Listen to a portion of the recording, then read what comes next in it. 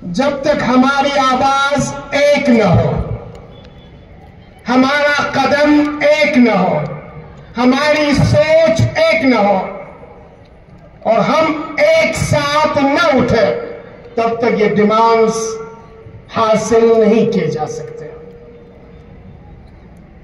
और ये डिमांड भी ये मोदी गवर्नमेंट शायद आसानी से आपको न दे दे। लद्दाख में अपने ब्यूरोक्रेसी और अपनी तानाशाही सिस्टम को इतनी जल्दी वो हाथ से न निकलने दे, इसलिए वो भी अपने हथकंडे आजमाएंगे, वो भी अपने हाथे आजमाएंगे, वो भी अपनी पूरी प्लानिंग के साथ, तैयारी के साथ आएंगे।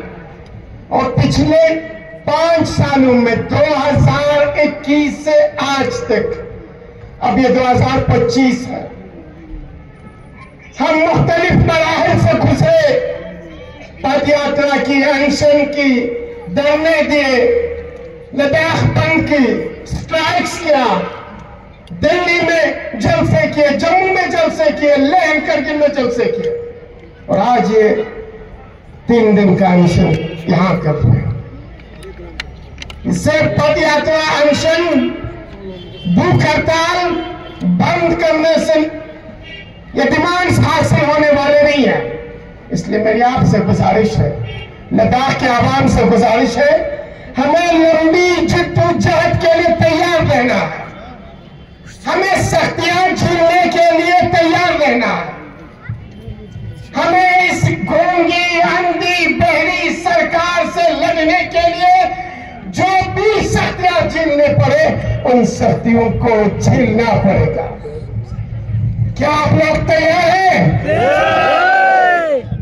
इस तरीके से आवाज दे कि इन गूंगी, बहरी और अंधी सरकार के कान पर जाए। क्या आप सख्तियां झेलने के लिए तैयार हैं? हमें अपनी इन डिमांड्स के हुसूल के लिए सबसे बड़ा काम जो करनी है वो अपनी यूनिटी को, अपने इत्तेहाद को कायम करना है। बहुत मुस्लिम के बीच में, लेह करगिल के बीच में और आपके जो छोटे छोटे रीजन्स हैं, नुब्रा, जंस्कार, शाम, चाखम, द्रास, शकर चिकन, सुरु, सांको, तेसुरु, शरगुल, जितने भी इलाके हैं, इन सबको एक होना पड़ेगा। ये सरकार अपनी ओछी हथकंडों को आजमाने से गुरेज नहीं करेगी। ये एक इलाके को दूसरे इलाके से लड़वाएगा। ये लेह को करगिल से, करगिल को लेह से, शाम को शकर चिकन शरगुल से, जंस्कार को संग को सुरु बरसों से, द्रास को नुब्रा से,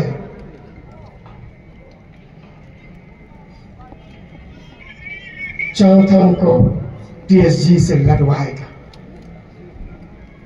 यह जबान के नाम पे हमें लड़वाएगा, यह इलाके के नाम पे हमें को मरने नहीं देंगे, ये मैं आप लोगों को बताना चाहता हूँ। आगे बढ़ो, हम तुम्हारे साथ हैं। आगे बढ़ो, हम तुम्हारे साथ हैं। जिंदाबाद, जिंदाबाद, जिंदाबाद। हम अपना हक मांगते, ना किसी से भी मांगते। छीन चलाएंगे अपना हक, लड़ चलाएंगे अपना। शुक्रिया दोजी साहब। इसके बाद मैं ऑनरेबल मेंबर ऑफ की कुर्बानियां देने के लिए तैयार है, अपने लद्दाख के मुस्तकबिल के बचाव के लिए, अपने नौजवानों के फ्यूचर के लिए, अपने लद्दाख के फ्यूचर के लिए।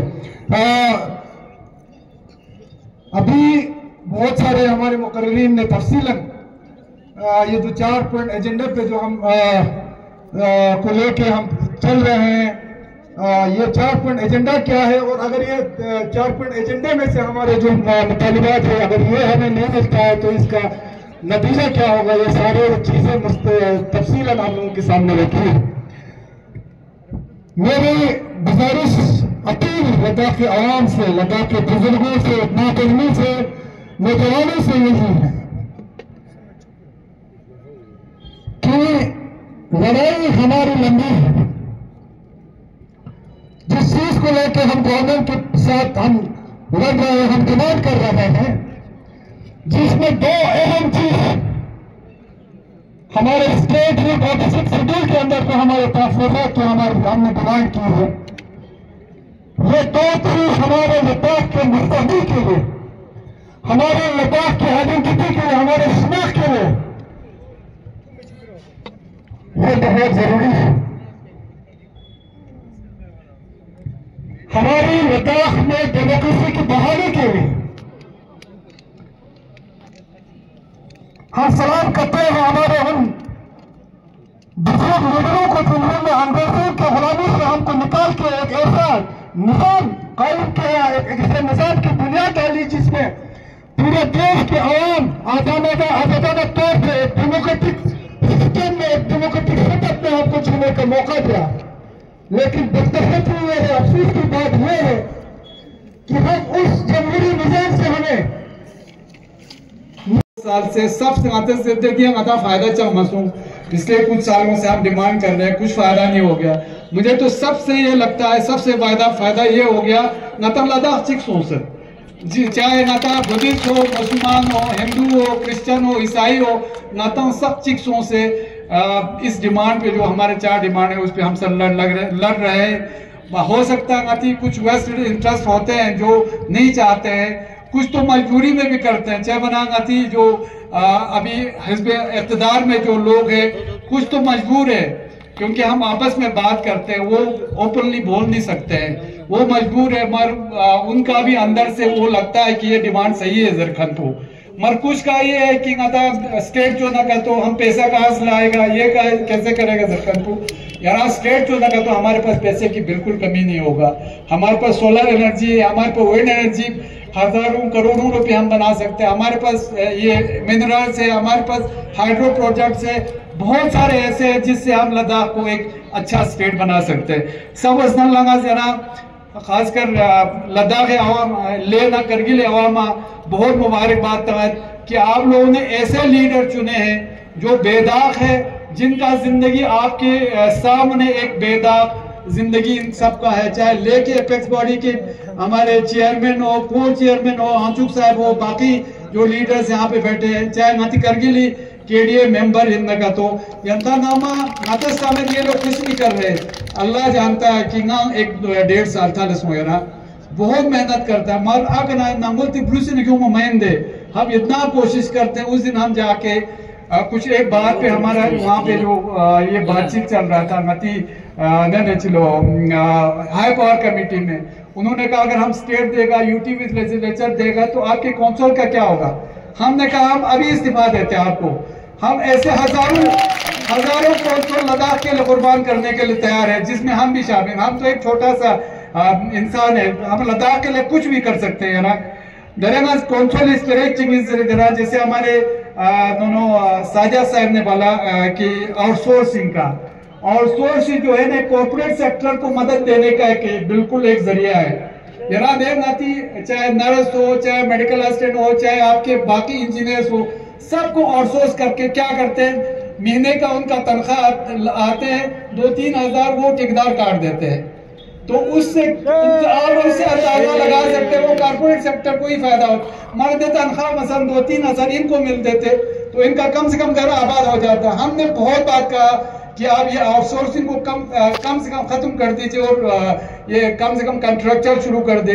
मगर गवर्नमेंट क्योंकि गवर्नमेंट ही हमारा आउटसोर्स पे और हमारे कॉर्पोरेट सेक्टर पे चल रहा है, बिल्कुल कुछ उनको असर ही नहीं होता है। दुनिया का ट्रांसफर ना प्रमोशन ही आज ब्यूरोक्रेट का इतना इन्फ्लुएंस है। आप ये नहीं सोचना डॉक्टर जाफर को इज्जत नहीं करता है, वाकई में मुझे जहां भी जाते हैं इज्जत अच्छा होता है मेरे जार को।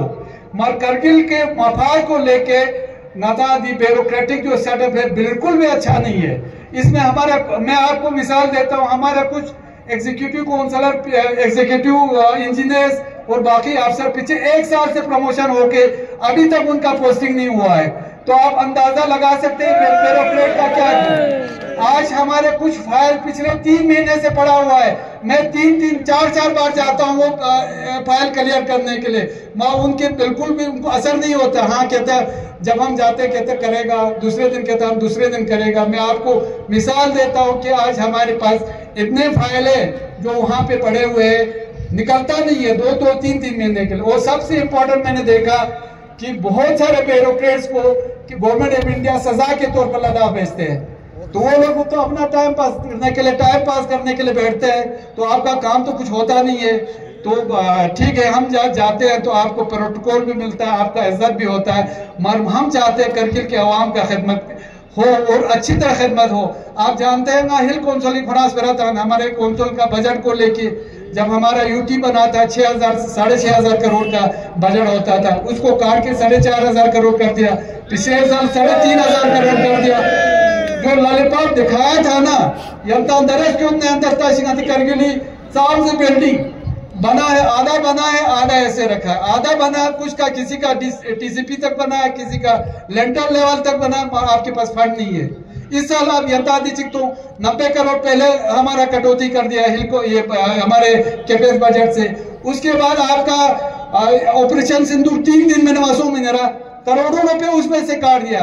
आप यकीन नहीं करोगे, मैं आपको छोटा सा मिसाल देता हूँ।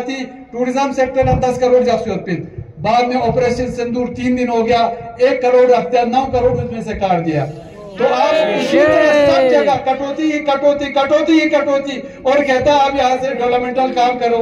आपका वहां से ब्यूरोक्रेटिक सेटअप है, वो आपकी फाइल निकालते नहीं है, फिर कहते हैं आपका ये आप काम करो। अच्छा, आप दूसरा आप देख लीजिए स्टेट सेक्टर है, आपका एसडीपी वगैरह पिछले 2 साल से आपको कुछ आ ही नहीं रहा है। सिर्फ इरिगेशन फ्लड कंट्रोल में आपका एसडीपी में या कुछ पैसे आया है। जो भी हमने यहाँ से प्रपोजल भेजा है पिछले 2 साल से, जब से मैं बैठा हूँ तब से कोई भी एसडीपी में और स्टेट सेक्टर में कोई भी हमारा जो प्लान है वो सैंक्शन होके नहीं आया। हम यहाँ से जाके रिव्यू करते हैं तो वो कहते हैं बस कल हो जाएगा, परसों हो जाएगा, होता नहीं। वो होगा कैसे? पैसा नहीं आ रहा है, अभी पैसा गवर्नमेंट दे नहीं रहा है। आपको पहले लॉलीपॉप दिखाया लॉलीपॉप था, लेकिन किंता तरकीब से रहना।